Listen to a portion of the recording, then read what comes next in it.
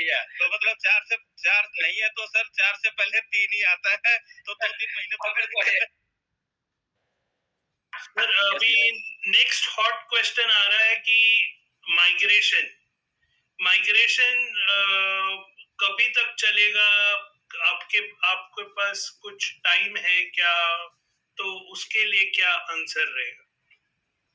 देखिए, एक बात निकल के आई थी 28 जून को, जब मिस्टर ऐश ने हमारी वेबसाइट को डाइन की है कि एक माइग्रेशन का प्रोसेस चल रहा है, राइट।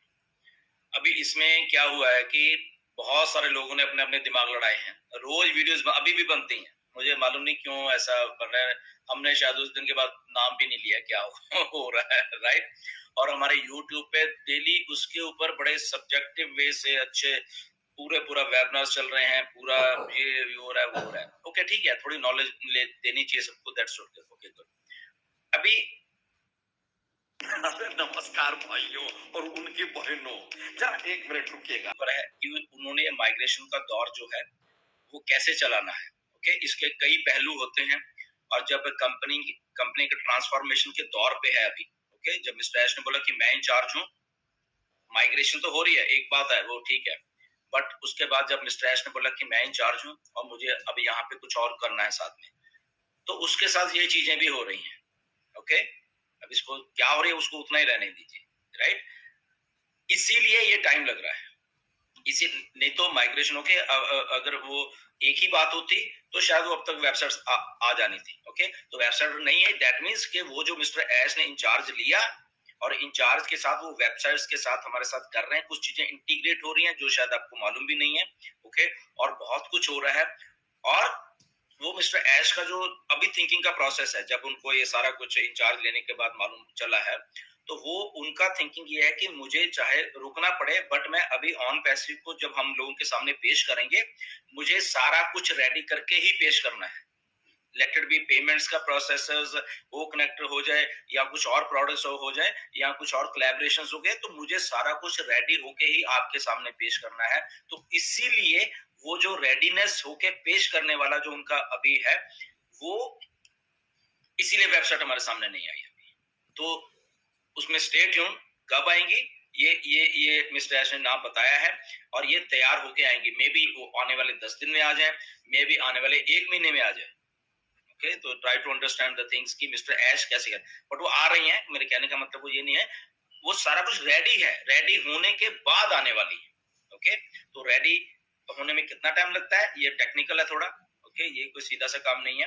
तो इसीलिए तब तक हम जस्ट बने रहे यहाँ पे। ओके, चीजें होके और पूरी कंप्लीट होने के बाद नीरज यहाँ पे हमारे पास आ रही है। तो ये इसलिए, और बाकी ये डाटा माइग्रेशन को ना स्पेकुलेशन करना छोड़ दीजिए, ये वीडियो ना छोड़ दीजिए इसको। जी हरीश।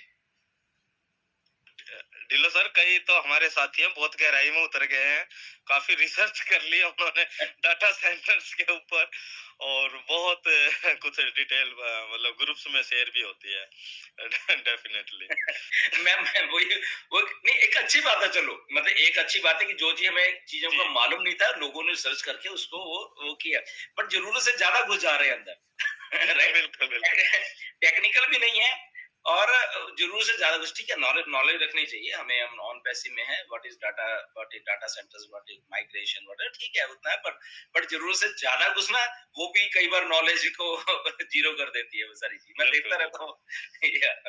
तो देखिए, अभी नीरज सर ने जो क्वेश्चन पूछा माइग्रेशन में कितना समय लगेगा, और अभी ढिल्लो साहब ने जो जवाब दिया, तो साथी जिन्होंने भी क्वेश्चन किया है, जिनके भी माइंड में है, तो ढिल्लो साहब ने शुरुआत कैसे की थी उस पर ध्यान कर लीजिए कि ज्यादा समय नहीं है। ऐसे ने क्या बोला, वो 6 महीने नहीं है, राइट। तो इसी में जवाब मिल जाएगा आपका। जल्दी से जल्दी होने वाला है। चलो 4 महीने भी नहीं है। 4 भी नहीं है। तो मतलब 4 नहीं है तो सर 4 से पहले 3 ही आता है, तो 2-3 महीने पकड़ को वेट करिए, मैं वही कर रहा हूँ। यस बिल्कुल। एक्चुअली मैं एक चीज फॉलो करता हूँ, और मैं पहली बार ये शेयर करना चाहता हूँ। आई थिंक ये बहुत सिंपल है, और मैंने ये YouTube देखा था, आई थिंक गौर गोपाल दास करके, उनका एक वीडियो था कि हम वरी क्यों करते हैं। तो और मैंने उसके पहले फ्लो चार्ट भी सीखा था, कंप्यूटर में फ्लो चार्ट रहता था। फ्लो चार्ट में पहले एक ऐसा कैप्सूल होता था, तो उसमें बेसिक क्वेश्चन रहता था, तो वहां पे मैंने बेसिक क्वेश्चन डाला है कि are you worried about on passive, तो उसके दो आंसर्स है, yes, no. If you are not worried about on passive then do not worry, simple. अगर आप वरीड ही नहीं है, तो अगर आप वरीड है ऑन पैसिव के, तो फिर से दो उसके वेज आते हैं कि can you do something about it और can you not do something about it. अभी फॉर एग्जाम्पल आपने हमें बताया, गुस्पिंदर को बताया, मेरे को बताया कि भाई ये इशू है, मैं वरीड हूँ, ये हूँ, आपने बताया, उसके बाद भी अगर आप वरी कर रहे हैं तो मतलब नहीं है। तो वही है कि if you have told, if you have taken action, then why worry. And अगर वो है कि you can't do anything about it, then why worry. तो इतना सिंपल था ना, और मैं